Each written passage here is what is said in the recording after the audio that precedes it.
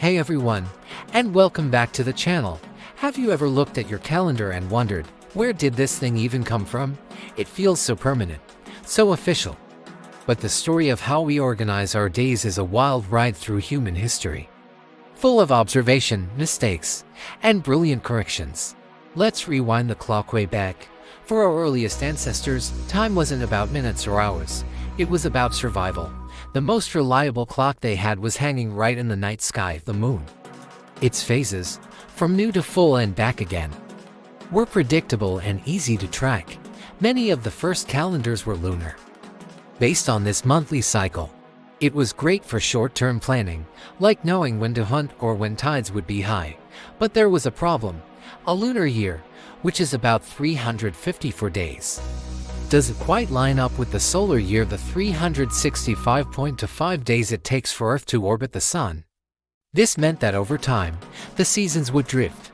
A festival that was supposed to be in spring would eventually end up in the middle of winter.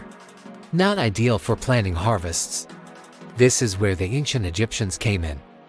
They were masters of observation. They noticed that the star Sirius would rise just before the sun, right around the time the Nile River would flood each year, an event crucial for their agriculture. This gave them a much more accurate solar year. They created a calendar with 12 months of 30 days each, and then tacked on 5 extra festival days at the end. It was an incredible leap forward, getting them to a 365-day year. But what about that extra quarter of a day? Over centuries, even that small difference added up, causing the calendar to slowly slip out of sync with the seasons once again. Enter the Romans, specifically Julius Caesar. By 46 BC, the Roman calendar was a complete mess, off by about 3 months. To fix it, Caesar, with the help of an astronomer named Sosigenes, introduced the Julian calendar. This is the one that looks pretty familiar to us, 365 days. With a leap year every 4 years to account for that extra quarter day. It was a brilliant solution and worked incredibly well for a very long time, but pretty well isn't perfect. The Julian calendar, a leap year rule, added just a tiny bit too much time, about 11 minutes per year.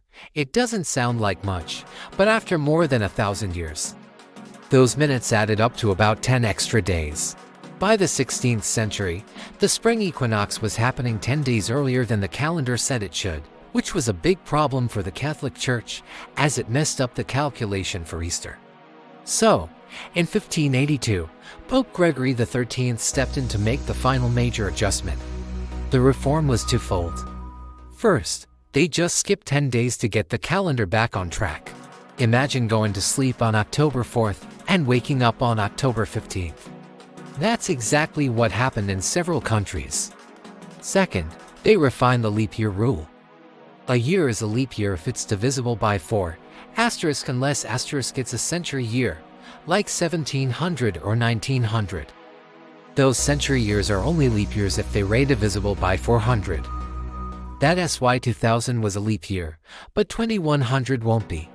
This new system, the Gregorian calendar, is so astonishingly accurate that it's only off by about 26 seconds per year. And that's the calendar we all use today on our phones, computers, and walls. From gazing at the moon, to watching the stars, to doing some incredibly precise math. The calendar is a testament to our relentless drive to understand and organize our world. It's not just a grid of boxes, it's a story of thousands of years of human ingenuity. Thanks so much for watching. If you found this journey through time interesting, be sure to hit that like button and subscribe for more deep dives into the history of everyday things. See you in the next video.